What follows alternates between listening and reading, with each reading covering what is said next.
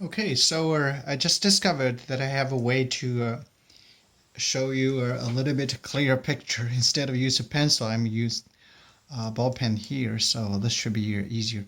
Let me rewrite these two equations. Just epsilon 1, which is this equation, minus I1 R1 here, I2 R2 minus epsilon 2, like this. This equals 0. This is my equation number 1. Equation number 2 here is going to combine these two. Epsilon 2 minus 2I2 R2 plus R3. This should be R2, R3. And then what I have is I1, I3. So maybe you do want to know how to solve for this. Just pick up a number. Let's say my epsilon 1 equals 1 volt. Epsilon 2 equals 2 volts. I1 equals 1 ohm. R2 equals 2 ohms. R3 equals 3 ohms. I hope you still can be able to read this part. And then all I need to do, I am going to substitute into that. So I direct the calculations. This epsilon 1 is 1 volts. 1 minus negative 1 equals negative 1. So negative 2 equals negative 1. So what I'm going to do is negative I1, because R1 equals 1, I2 equals 2, so I have 2, I2. This is the 1, this is the 2, minus each other, get a negative 1.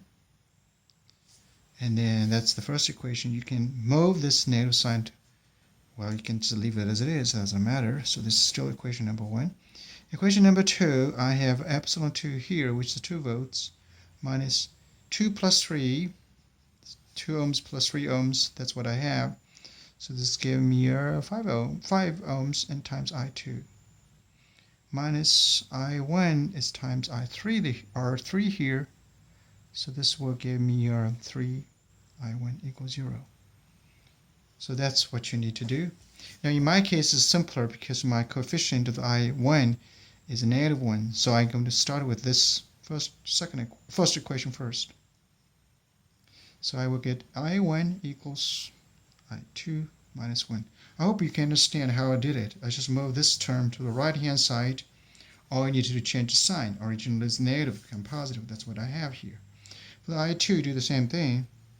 But this time I'm going to substitute this I1 into I2. So this will be 2 minus 5 I2. I didn't do anything. I just copied these two terms here.